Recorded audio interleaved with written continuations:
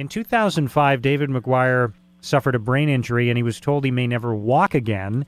And instead, he is running right across Canada to create awareness about brain injuries. These are preventable injuries, and he wants to create a legacy fund to provide funding for prevention and specialized services for people with brain injuries. We hear a lot today about concussions in sports, especially with Sidney Crosby having missed so much time in the National Hockey League season because of a concussion. And so we're just learning more and more about it. And he really wants to make this an important cause for many years to come. So he's running across Canada, made his way through Ottawa this week, and we're going to talk to him coming up later on the show. Welcome back. We talk to a lot of inspiring runners on the show. This is one of the most inspiring. David McGuire is on a run to remember across Canada. He's running right across the country to raise awareness and funds for brain injuries, something that he and his family have experienced very personally and dramatically. We'll tell you why. David McGuire, thank you for joining us. No, thanks for the time. Let's start at the beginning, David, and we'll go back to 2005 when you sustained a brain injury and you were told you may never walk again. What happened? Well, I wasn't told I would never walk or talk again. It was my family while I was unconscious in the hospital. I was a little out of it. I don't know, so I'm going by the history of what sort of happened afterwards. But I had a series of mini strokes while I was working and was sort of sent home on disability. And while at home waiting to come back to work and going through the testings and stuff, I had one more major stroke that caused me to slip and fall and hit my head, causing a massive brain bleed. And that was my, time to get thrown into this entire world of brain injury. And I was in a coma for 7 days, I believe, and I'm looking to my wife for help because I have short-term memory loss. So I was in a coma for 7 days. I had a portion of my skull put in liquid nitrogen to allow my brain the swelling to go up and come down. And then I was sent home after the hospital after 29 days. And I was a completely brand new person. And I now suffer from what's called short-term memory loss and a form of aphasia, which is the movie Memento or 50 First Dates. It's, a generic term similar to those things. So when I wake up tomorrow, I more than likely won't remember the discussion I'm having with you today. You're now running across the country, so does that mean that you don't remember some of what you've already done on this run? I like to make the joke that the only way I can do this is I forget that I ran the day before. Right. And one of my favorite jokes is that there's no such thing as repeats on TV anymore, so it's all good. And, of course, all my friends tell me I left me $20 yesterday, right? Yeah. So, my memory, I know that I'm running because it's very consistent. Believe it or not, running was one of the things. I never ran before my injury, and it became a few things that I was able to do on my own. In that year, 2 years of recovery where I was, I couldn't work, I was doing lots of rehabilitation, running was something that I didn't rely on anybody else to do. I could put on a pair of shoes, and I lived in a small town in Tawasin. I could do straight out and backs, so I could just go for a run and come back home. And it was my time. It was the time that I didn't have to listen to a doctor. I didn't need a tube. I didn't need a CT scan. I could just go out and I had a tiny little bit of control over my life in an otherwise uncontrollable life. That's what started the running. Wow, and obviously it made a big difference in your life, and did it also show to you and I guess to others that you were recovering because, as you said, your family had been told this wasn't something that was likely to happen for you again? Yeah, I went through like a really intense rehabilitation for about a year, and then they have this thing where they call it plateaus, where you're going to reach a quick level of recovery, and then you sort of teeter off. And one of the things that I was very lucky to have after my brain injury was it didn't impact my physical ability too much. I do have some symptoms of like a stroke where I can't feel like the right side of my right foot, which throws my gait off a little bit, and it throws off where I put my feet, and that's caused some issues. But the big thing for me was it was something that, honestly, it started to give me... I tried to go back to school, I tried to work, I tried to do all these things, and I just sort of faced, setback after setback after setback. And the one thing that I was really consistent of was running. I mean, I ran my very first marathon less than a year after my accident with my sister in Chicago. And that was just, to anyone who's run a marathon, their first one, crossing that finish line, it's just such a personally gratifying reward to myself that, with running, I did this. No one else did this. I did it. And, it was overwhelming. And that became my obvious addiction to running after that. And less than a year after that, I did my first triathlon on Olympic distance in Vancouver. And then I did the 2009 Ironman triathlon. And then a year after that, I did the Challenge, which is, if you're aware, the half marathon on Saturday and the full marathon on Sunday. And, and that's what started this crazy idea of, well, if I can't work and I can't hold a job, maybe I can run. And when did you get that idea? When did you decide, you know what, I'm going to try to run across the country? The nice, pleasant version or the real version? We want to hear the real version, David. The real version. I went to my local brain injury association in New Westminster, where I live, and I was getting very frustrated. Having short-term memory losses is very difficult. I don't mind being a minimum wage employee for the rest of my life. I'm okay with that. If education isn't going to work and a complex job isn't going to work, I don't mind working at Starbucks or somewhere else that's fairly easy to do. The problem with that is that when you come in to get your order for your double fat, no mocha latte coffee, I forget what you ordered and I forget to talk to you. And if I do happen to remember, I forget to get you to pay for it. And bosses get a little bit frustrated when they have to retrain you every single day.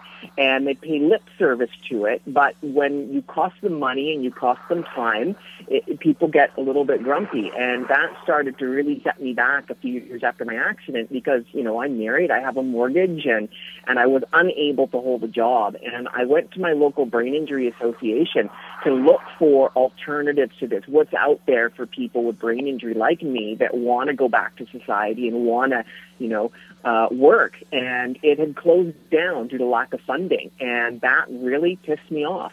And I remember being there a couple of times and seeing other people that were much more cognitively and physically disabled than I am. And if it was this hard for me, what's it like for that person that's faced to be in a wheelchair for the rest of their life, living in their parents' basement, or worse, homeless streets of Vancouver because their family left because nobody understood them. And I could no longer feel sorry for myself. I'm not a very altruistic person, but I honestly could no longer feel bad for me because I did maintain my family. I did maintain my house. I was still earning at least a small income, and I just thought there has to be something more out there. And that's what started this whole desire to sort of run across the country. I wanted to make some noise somehow, and the original idea was a straight line triathlon across Canada. If it was water, I'd swim. If it was a mountain, I'd bike it, and if I was a mountain, I'd climb it. And that didn't pan out too well. And the next thing I went and saw a movie about somebody that had done this a few years ago, and that was sort of my inspiration to sort of see if I could make this work. And that brought me in touch with Brain Trust Canada, which is all about brain injury prevention.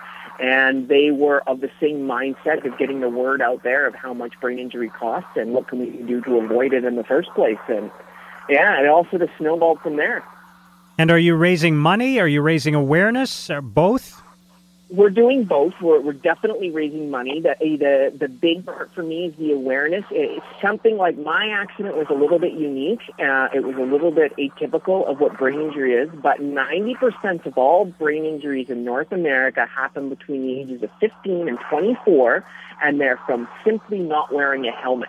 And they're at-risk use doing stuff that I did when I was a kid, riding their bike, riding their mopeds, skateboarding, whatever, and not putting on a helmet.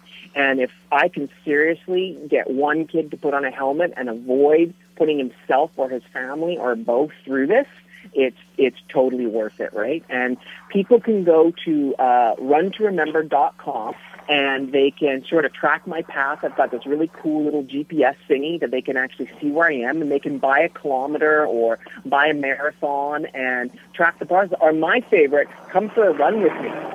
Absolutely, and you came through Ottawa this week on Thursday. You ran right up on Parliament Hill. I know you left St. John's, Newfoundland on March the 31st, so you've got a couple thousand kilometers under your belt already. How's it going?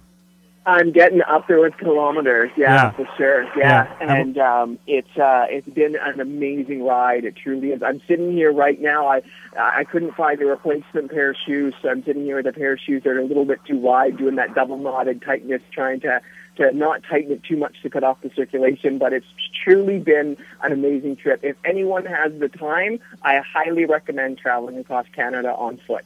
Right on. You definitely see the world from a whole different perspective. But it's been truly fantastic, man. People running out from their houses to give us money and meeting other runners. We're a weird group of people, runners are, and it's just seeing the world from this aspect. I've never been to this part of the country before, so it's just fantastic, right?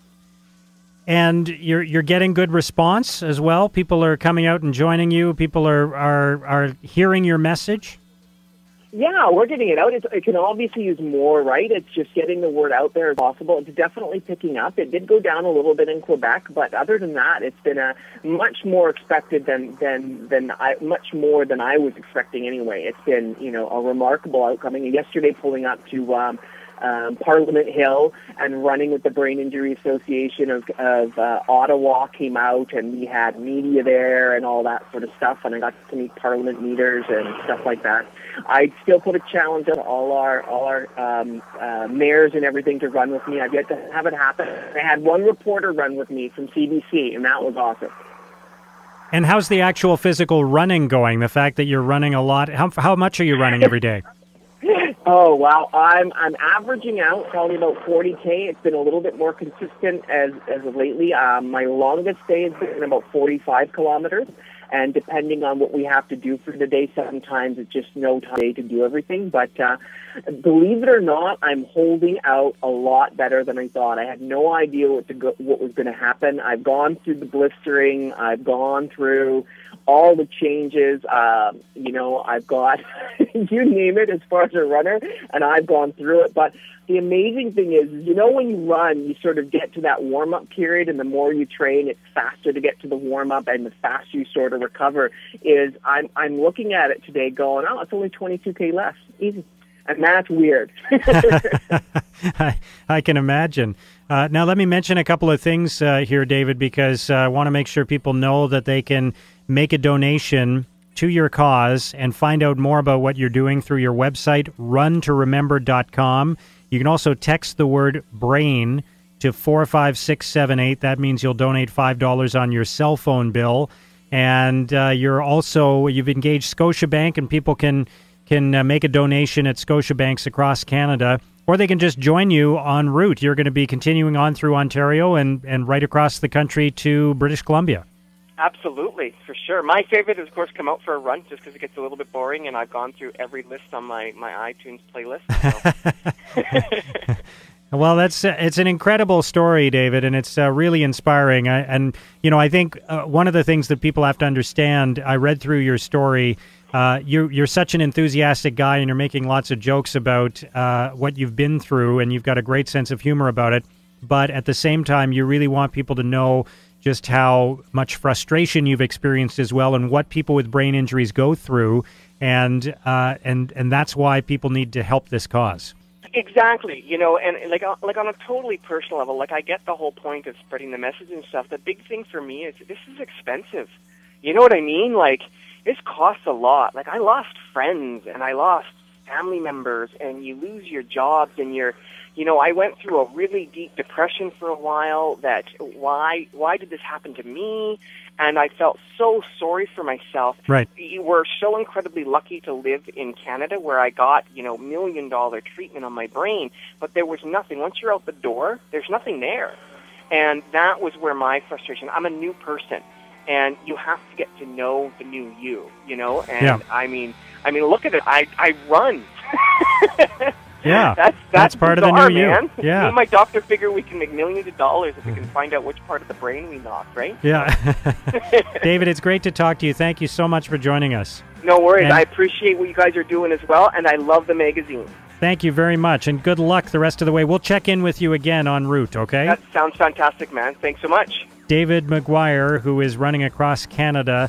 And again, it's runtoremember.com. That's all the time we have.